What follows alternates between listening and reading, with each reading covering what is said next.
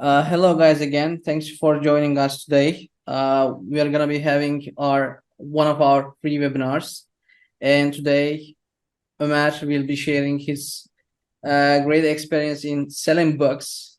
As you may know, he's a seven-digit, I think seven figure.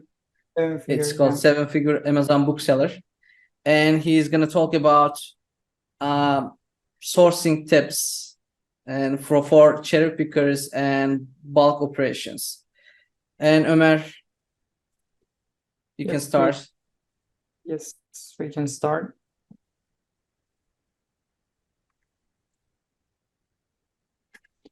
Hello again, guys. Thank you for joining us. Probably most of you know me. I'm Ömer, and I'm living in Phoenix, Arizona. I've been selling books since 2015. I've done cherry picking, and now I'm doing bulk operation. We have location in Phoenix and St. Louis, Missouri. And today I will be talking about book sourcing for both cherry picking and bulk model. I will I will be first talking about sourcing in cherry picking model and then for bulk model. And also I'll be talking about when to switch from cherry picking to bulk model and what are the requirements.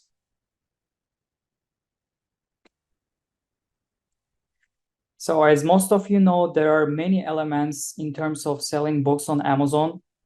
For example, listing, repricing, scouting, and managing that inventory, maybe cash flow, but I will be talking about sourcing element today. So sourcing requires consistency, tracking your results, and building good relationships with thrift store employees or warehouse managers if you are doing bulk. Consistency is you need to set a goal to purchase number of books. For example, it can be 100 books a week, 500 books a month, 10,000 books a month. It's up to you and your goal. And also you should track your results. My favorite tool for tracking historical data is Google Form for cherry picking, and I will be sharing some screenshots for you to use. And for keeping that tracking, you can avoid less bad locations and focus on the good ones that yield better results. And the third one is building good relationships, getting along well with the staff. Will help you a lot because you have many competitors and you will be their choice.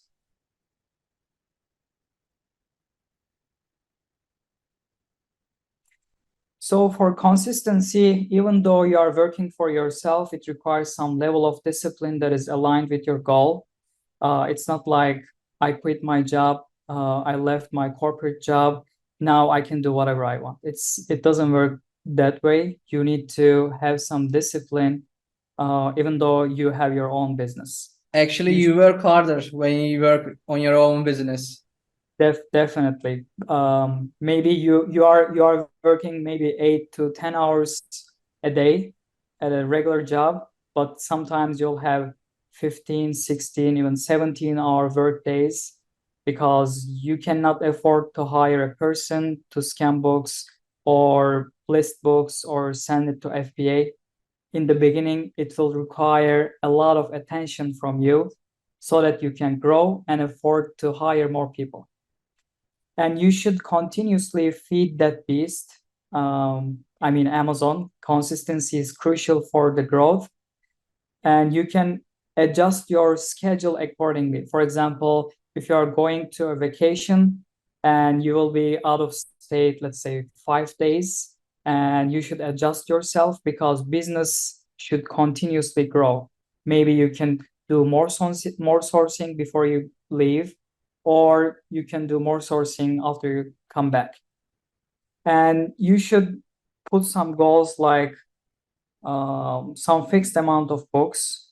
For example, if you send 100 books a week on $5 profit each, and that's gonna make you $2,000 per month, and you can change the numbers to do more math if you want to.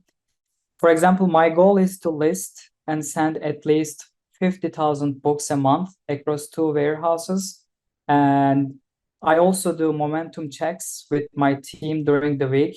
What I mean by momentum checks is getting some metrics daily and weekly.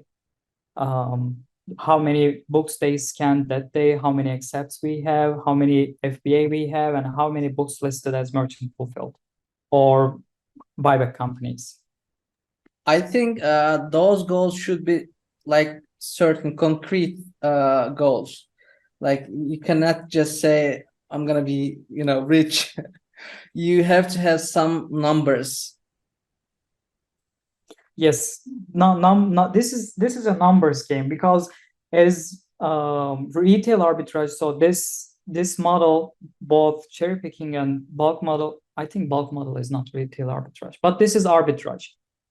This means that there is an existing demand and we know the likelihood that it's gonna sell, and it all comes down to the sourcing. The more we send in, the more revenue we are gonna make. That's why it's a numbers game. We need to have we need to send more profitable books to Amazon so that we can increase our revenue.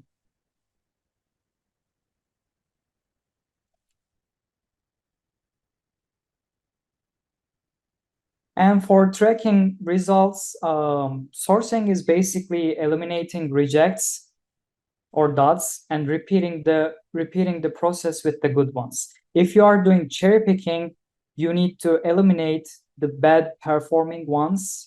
Let's say you have visited a location, let's say it's a Goodwill, and you visited 3 times, 2 weeks apart, and you are getting only 1 book or 3 books or 4 books. Maybe it's time for you to pass on this one and focus on the good ones.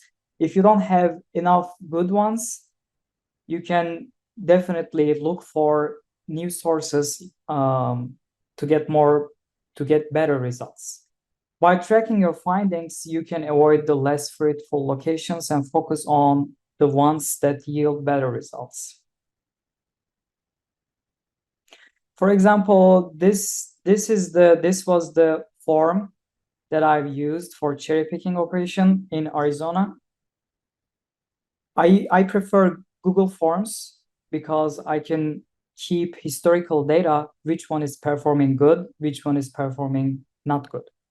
And that includes employee name, type of job, which is book sourcing, worked hours. This is also giving a good idea if that person is spending too much time to scan too many books and getting not good results. This is just for performance. And the address for Goodwill, Savers, Salvation Army, St. Vincent de Paul. You should definitely check that out if you haven't heard those sources. And total books purchased and total amount paid and extra info. Extra info could be, for example, you met a guy that is related to book part in the thrift store, and you talk to them, and they said, he or she said, we put out new books at 2 p.m. on Wednesdays, Thursdays, and Fridays. So you can put that down. And this is going to be a good reference for you, good information for you, because this is all about timing. When they put new books, you have many competitors. If you scan right after them, you will probably get bad results. That's why it's very important for me to keep track of the results so that I can focus on the good yielding ones. For example, as you see here, I have the timestamp, employee name, type of job, worked hours. For some reason, they all put 1 hour. And the address, total number of books purchased, and the total amount we paid. So if you are planning to hire a person to source for you, you can set up some triggers, and then they can resell those books to you. You're going to buy a Bluetooth scanner, and then you're going to need a mobile application. I highly recommend you download Bookz Mobile because it's basically free. This is a replacement of Scoutly and Scout IQ. It also has database and all other cool features. And you can download that application on your employee's phone, and they can go out and scan books for you. I prefer giving them an employee debit card from my business checking account. And then after they purchase, they bring the books, and then we rescan them. If it's meeting our criteria of profitability and the sales volume, we are paying them commission. And it's a sliding scale in my business. So if, for example, if they bring, let's say, 50 books a day, I can pay them like $1.50. If they bring 80 books a day, it jumps to $1.75, so on and so forth. You can simply apply that methodology to increase your efficiency. Ömer, can you please go back to is there any chance for you to, zoom in, because maybe some of the participants would like to see the left side of the page. Yeah. Oh yeah. So it's called Google Form. If you have a Gmail account from Google, you can go to Drive and then create a new Google Form and apply those fields: employee name, type of job. This can be also for listing. Before I was using punch cards in the warehouse, I was using that Google Form to keep track of their hours that they spend in the warehouse or during some specific task. And worked hours, the addresses are in alphabetical order, the Saver's address, Salvation Army address. And if they find a new address that is not listed in these, they can put it out here. Or sometimes the thrift store move to a different location. They put it the new address. And the total books purchased, total amount paid, including tax and extra info if there is any. And this is how it looks. So once they submit the query, it's going to come to a spreadsheet automatically with the timestamp on it. And you can do sorting, filtering. For example, you want to check this location's performance in terms of the number of books that we have been purchasing.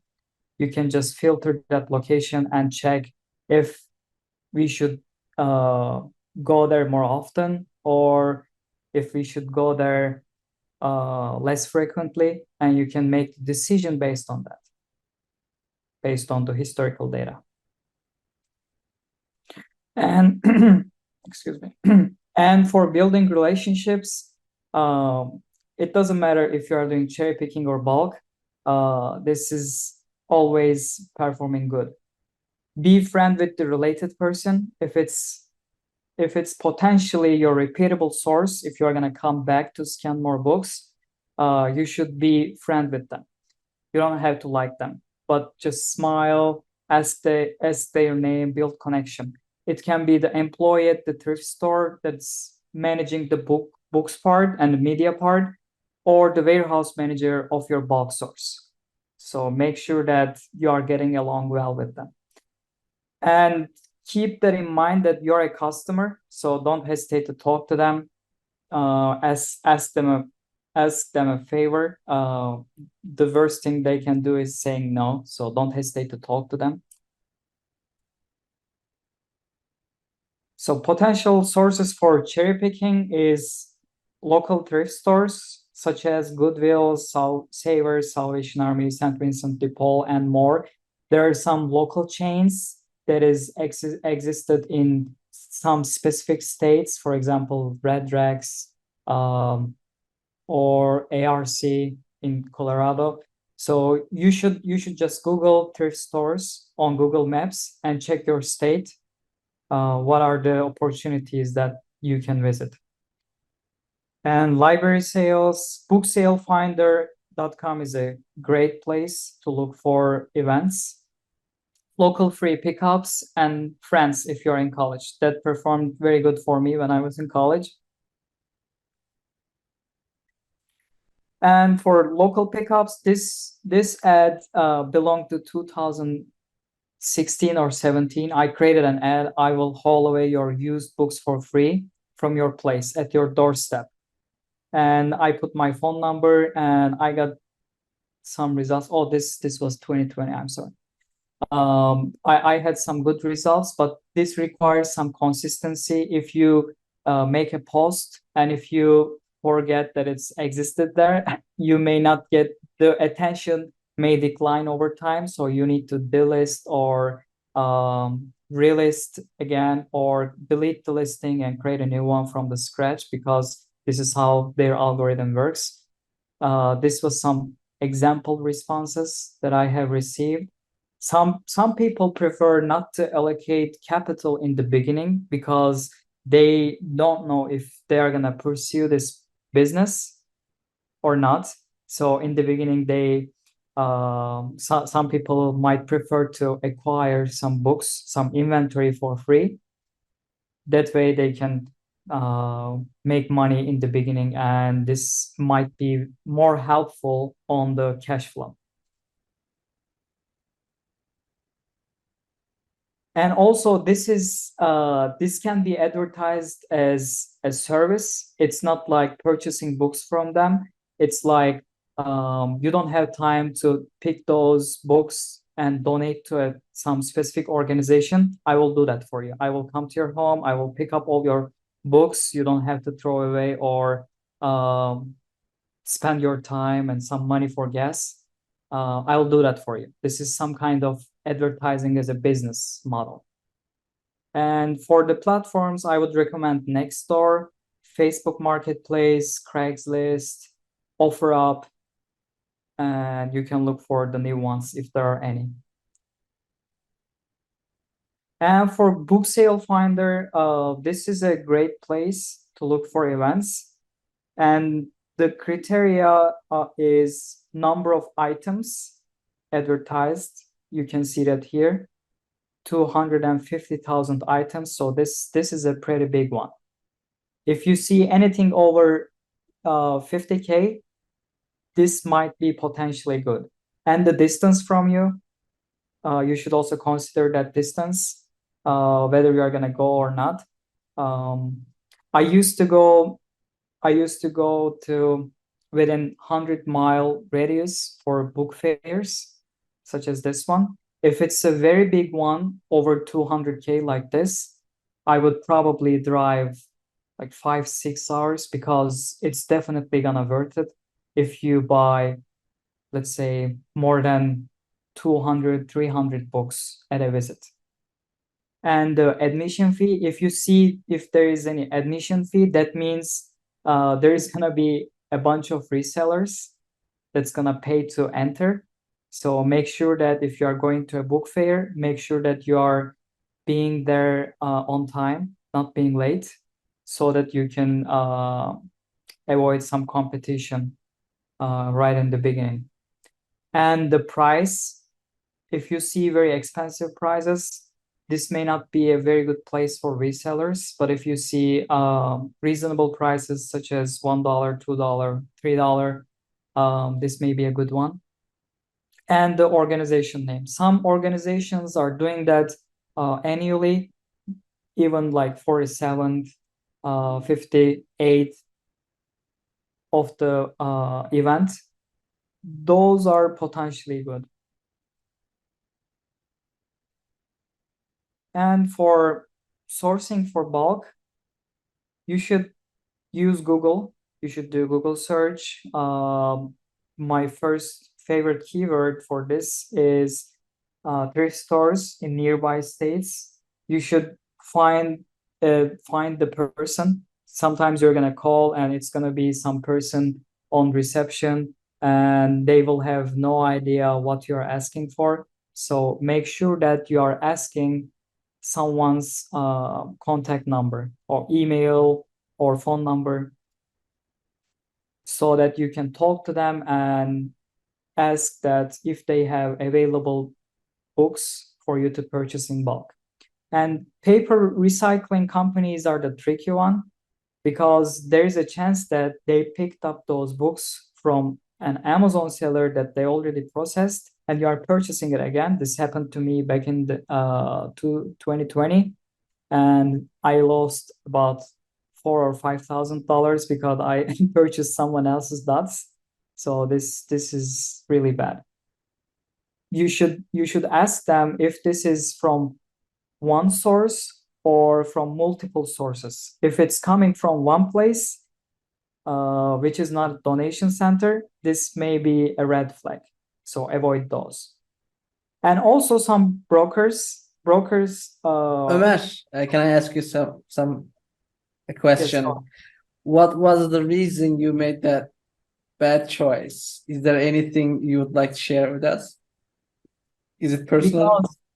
because I was craving to purchase books and I was in a rush, so I didn't investigate the quality of the source, and it turned out to be a bad one. I tried to ask them if they like I can cover the freight. Can you refund me? I can send them back, but of course they didn't accept that. Thank you. So be careful on this one. This paper recycling company is a tricky one. So for brokers is a good beginning.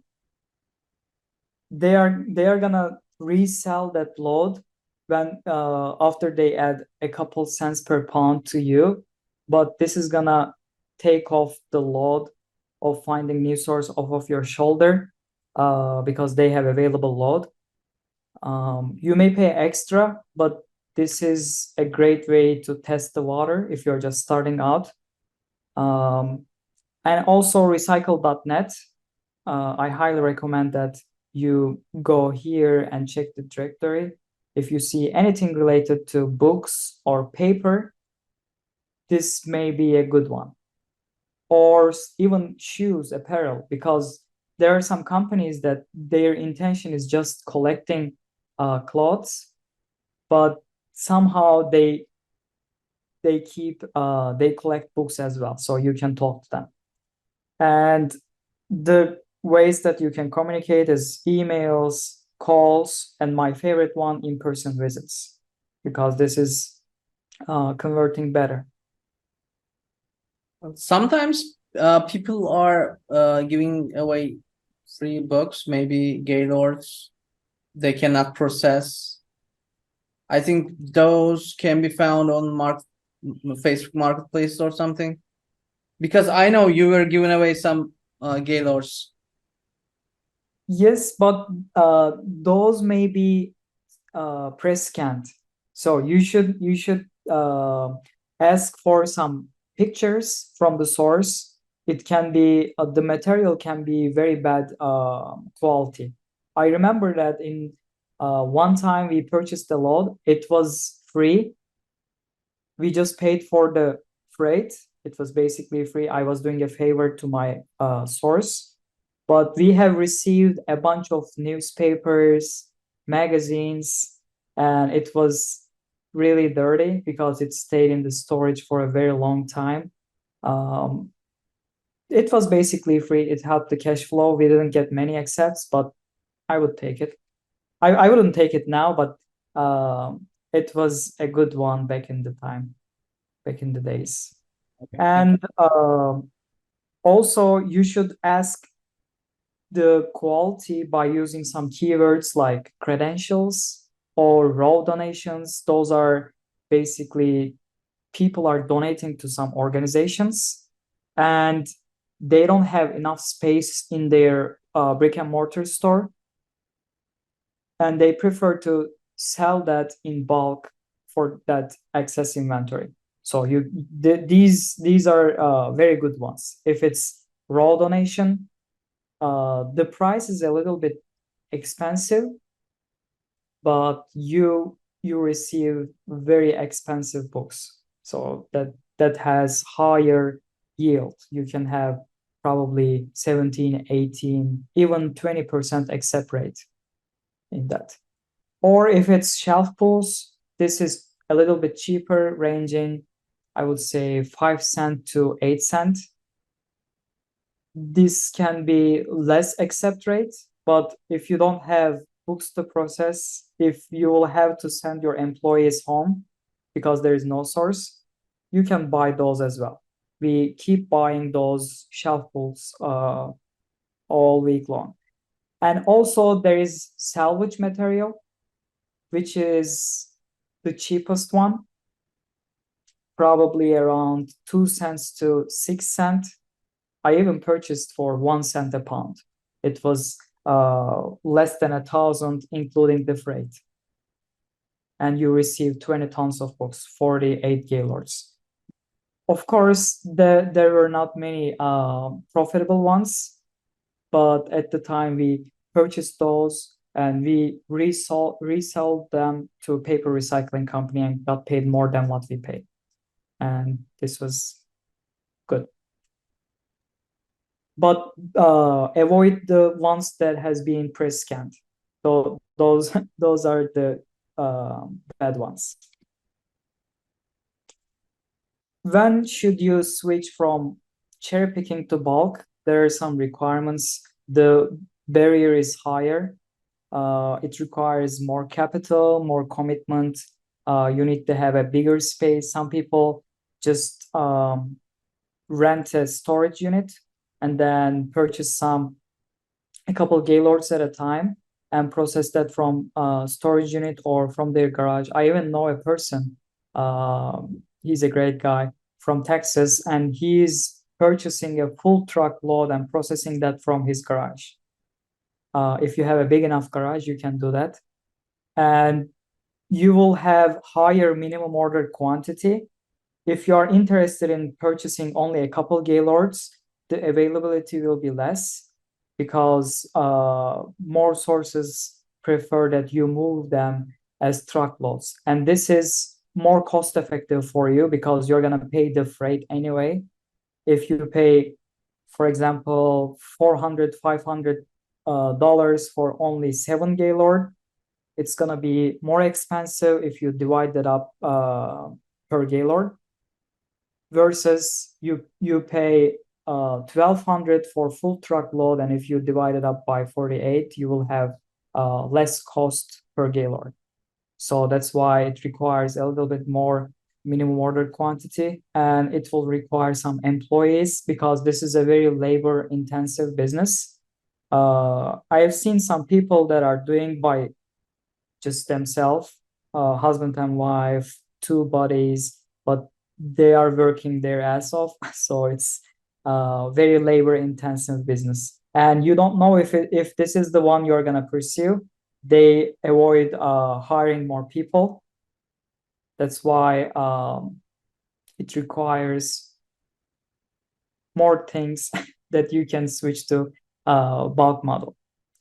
But you can do that transition gradually. What I mean by is if you have a garage or if you have a warehouse for different business, you can just start buying before you are making commitment to signing up lease for 3-year term, 5-year term. I highly suggest you not do that before you test the water.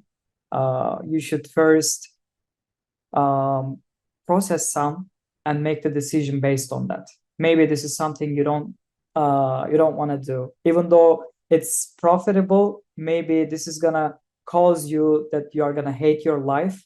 Just first test the water or rent some storage unit before you are making commitment. And giveaway time. So Ali, can you randomly select a person for free consultation? I appreciate everybody joining us today, and I want to show my appreciation by giving my experience on a free consultation for one person. Okay, then I would like you to tell me a number between 1 to 13. Let's say 11. 11. Let me check the 11th person. I think it's Taha Erdogan. Yeah. Okay. All right. So it's gonna be Taha. Is Taha from not the United States? He is from United States. Hi, Okay. I'm joining from Canada. Yeah. Oh, sorry, he's Are from you Canada. sending books to US marketplace? Yeah, I do. I do. Actually, back on the time I was sending to Canada, and then I just changed mine and started to send in United States. Okay, all right. I was gonna say I have no idea about the Canada marketplace. That's why. And So, also, Ali, could you copy and paste that in the chat? If you don't know, we have an all-in-one software application for booksellers and media sellers on Amazon, and this referral code is gonna give additional 14-day free trial. It has the database model scanning application, lister, inventory manager, repricer. It has everything that a bookseller might need. And with this code, it's gonna give 14-day additional free trial. Yeah, guys. We right now we are offering 14 days free trial. Already offering that, but this is gonna be additional. So it's gonna be up to 1 month if you're coming with this referral code. And this is gonna be this had an expiration date, so I don't know how long we can make it, so I prefer people taking action immediately. All right. Yeah. Do you guys have any questions? If you want to ask questions, you can use chat, or you can raise hands by using reaction buttons, and we can like make an line to ask questions. Taha raised his hand. Go ahead, Taha. hi. First of all, thank you so much for the knowledge and information. It was so useful. So the question is that, are you guys going to share the slides? So in the future, maybe I might go on them again and, Yeah, it's gonna be uploaded into our YouTube channel. It's called Bookz Pro perfect. Officials. Okay. So you can, if you are not signed, if you are not following the YouTube channel, please subscribe to the channel. Yeah, I'm subscribed already. So I have also Bookz Pro. It's really good. It's very useful. Yeah, we have two YouTube accounts. Mhm. One of them is for Turkish users and Turkish speaking people, and the other one is in English. So you can search and try to watch the videos we share. It's gonna be helpful for you. All right. Thank you so much for your time. Thank you. Okay, Ömer, could you please go with the chats, because you're gonna be the one who's answering the questions. Before I go, could you also copy and paste as a link, because this is gonna be easier for the coupon. Yeah. As you click and register. Right. All right. Let's go. Currently sell books, talk about suppliers to the. Okay. What about online book auctions? Have you ever tried that? Do you mean the ones on eBay or a different platform?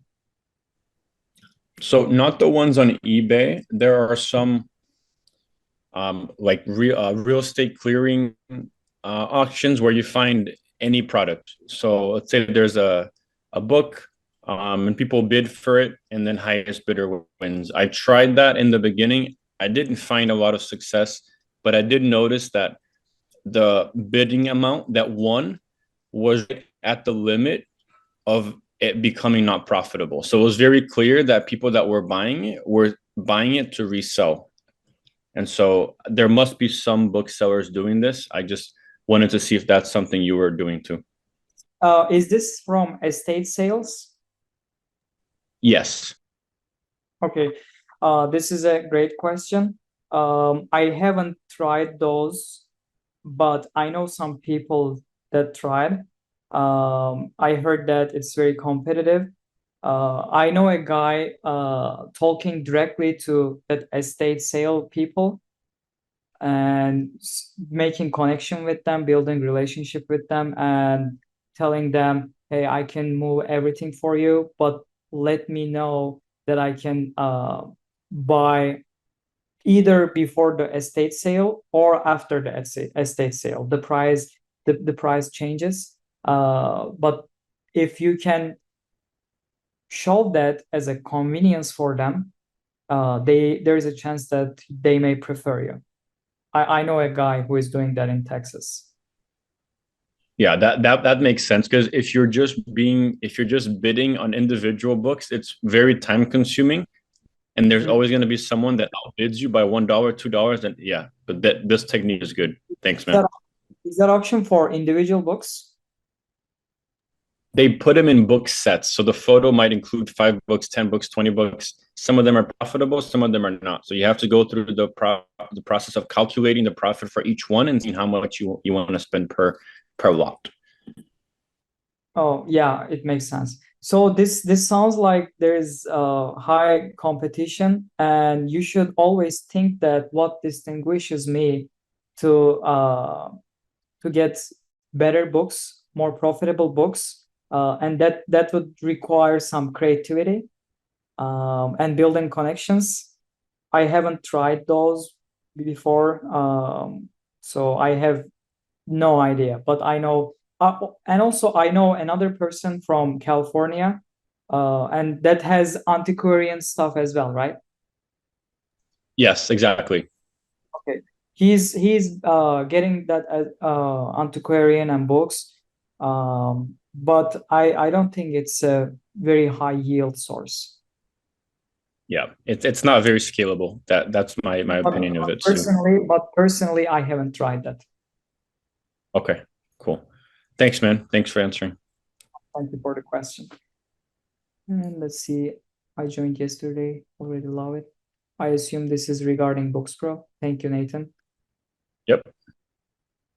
I'm not sure if I misunderstood earlier, but when you were talking about keywords to use when talking to potential bulk sources, did you mention terms credentials or raw donation? It's raw donations.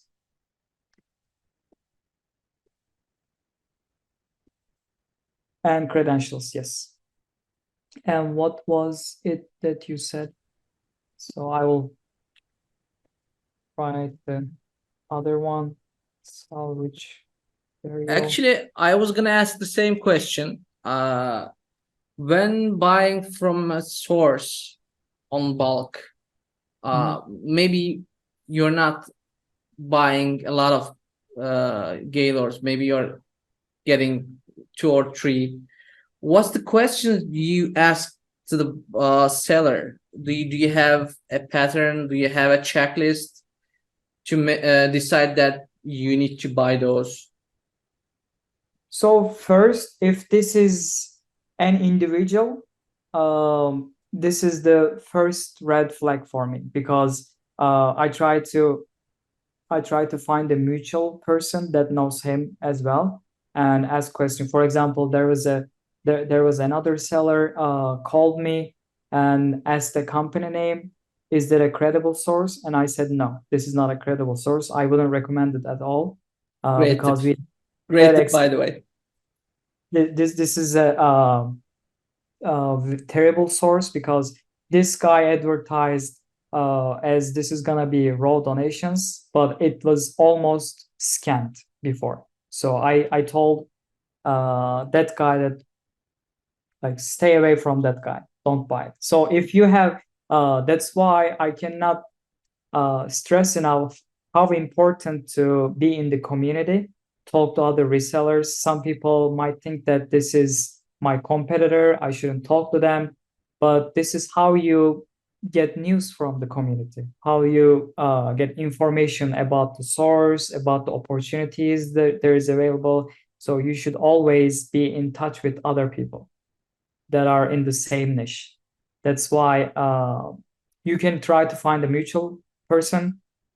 If it's from organization like Goodwill, Salvation Army, or Savers, or other local chains, they have less tendency to lie to you. The worst thing they would say is, I don't know the source. But they wouldn't probably sell by saying this is raw donation, but it turns out to be someone else's dots. There is a low chance on this one. But be careful, ask for pictures if you are buying from that source in the first time, and do a test run before you buy a full truckload. If it's a local one, just buy like 5-6 gaylords and make some test on that, on the accept rate, and go from there. It may give you higher freight cost per gaylord, but first test that load, test that source, and determine that if it's the one that you keep buying or not. So there is no way for us not to take any risk at first times we're buying like in bulk operations. That's what I get from what you say. So you don't know what you don't know what you are buying. Your default is to trust that person, and you should trust more on the organizations. If it's a broker, you can ask for pictures, and then you can ask for where are those books from? Is that from one source, or is that from a chain? Because those broker, they buy and resell it to you. Sometimes they don't even buy. They just first try to find the buyer, and then they move that load from organization to you and take a commission from it. So if you are making a transaction on a broker, you don't hesitate to ask questions, because this is not a small transaction. Sometimes you are paying 4 or 5 grand per load, and make sure that this is a credible source.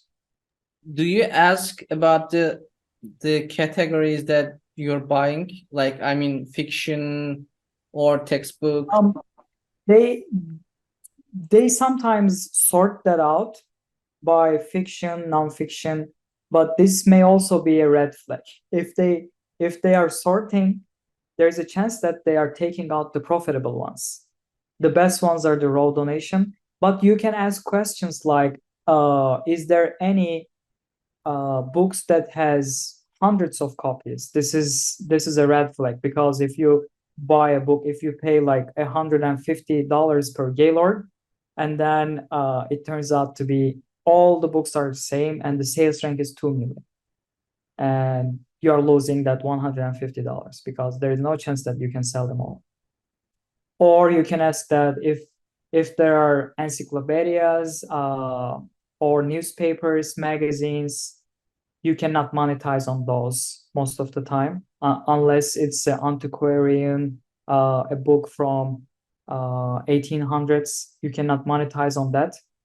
So ask questions like, what are the books in there? Is there magazines, newspapers? Are there too many kids books? Because you cannot, most of the time you cannot make any money on those kids book, or like mass paperbacks, pocket novels. So those are not my favorite ones. What are your favorite ones then?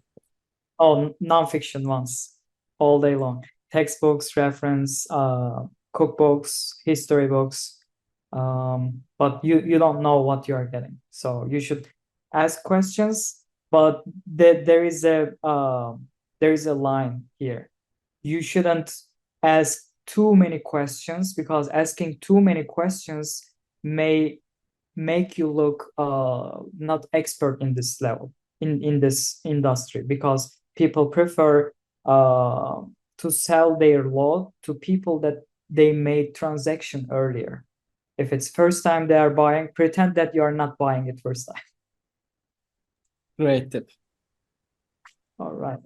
I remember in my first time, they said my load is credential, and I didn't know that keyword. I lost that source. Like, he didn't even bother explaining it to me, so I learned it from hard way. So make sure that you know those terminology a little bit: raw donations, credential, salvage material, so that people on the other side can understand that you know what you are doing. You know, this is the thing that you have been doing this for a while. All right, next question. I'm not sure if I miss some.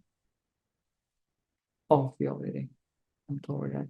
What is the average profit percentage that we should follow? That is a great question.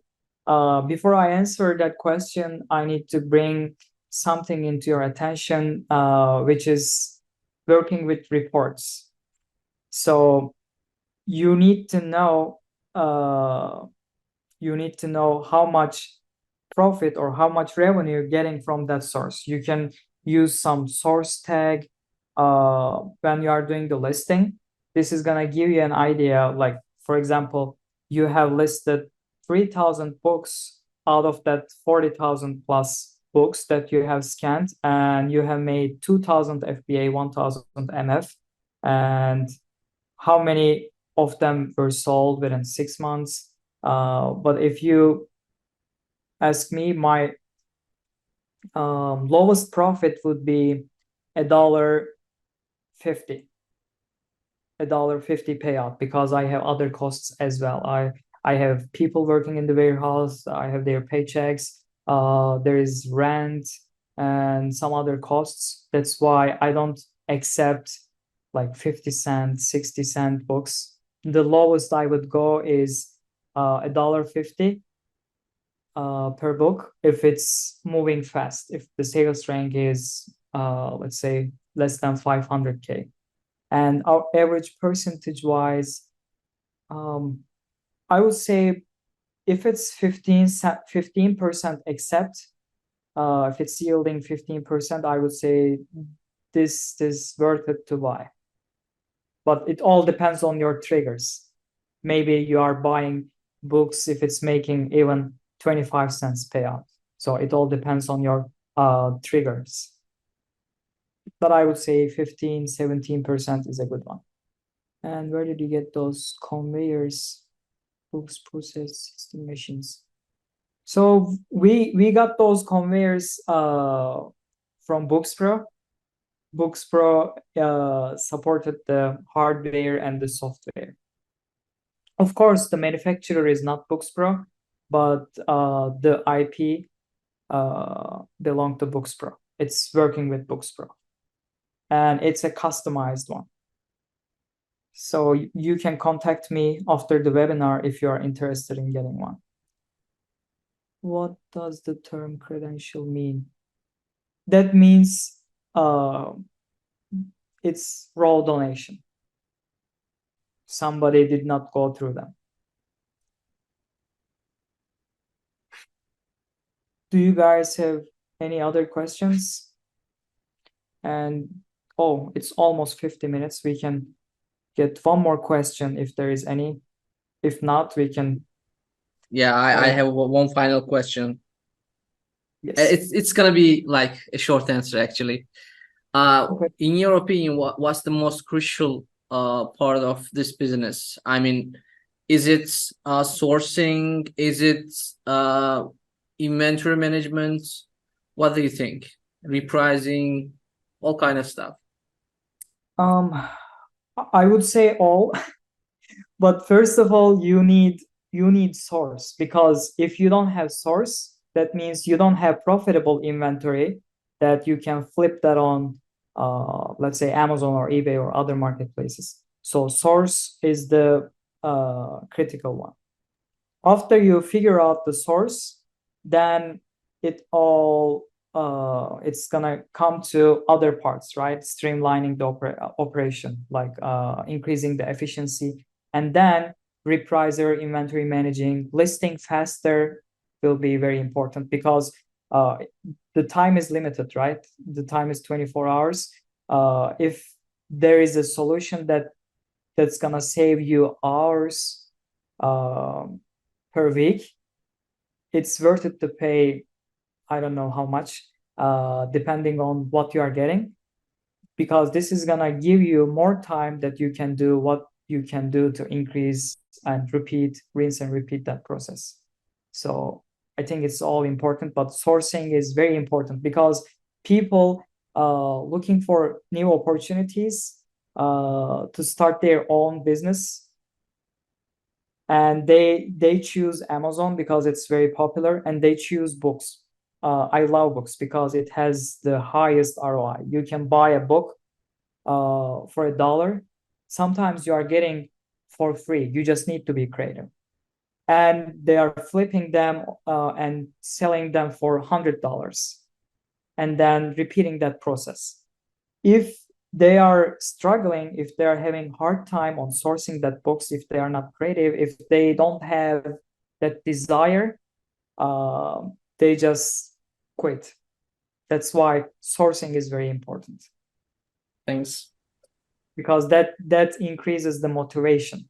If you cannot make profitable, if you cannot find profitable books enough that you can make side hustle first and then full-time job for you, then it's demotivating them. It's discouraging them. That's why sourcing the first cycle is very crucial. Thanks, man. Thomas One has another question. last question, then we'll finish. Does the Bookz Pro app have any unique features compared to other scanning apps? Oh, this has a very long answer. In summary, yes, it has many other features that our competitors do not have because we are still in reselling game. That's why we keep deploying new features every day, every week. At least we are brainstorming, and it has many other features that is very unique for book and media sellers.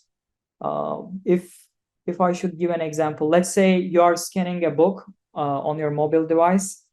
When you scan the book, it's gonna show you the current inventory you have.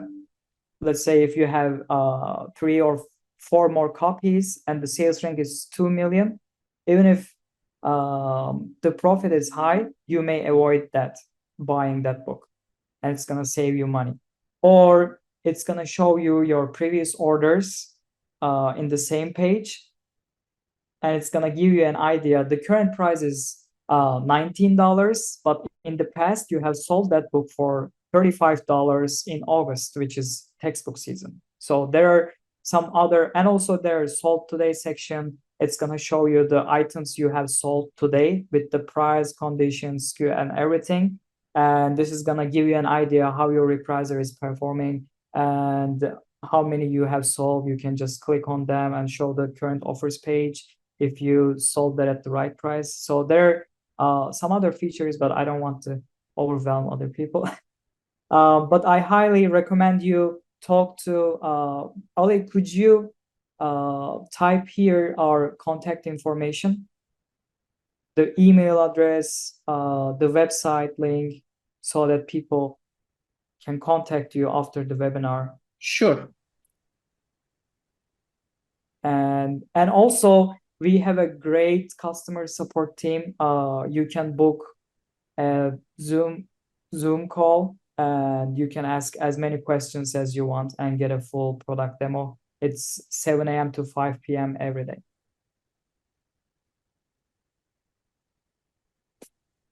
And also your email address, and then we can finish.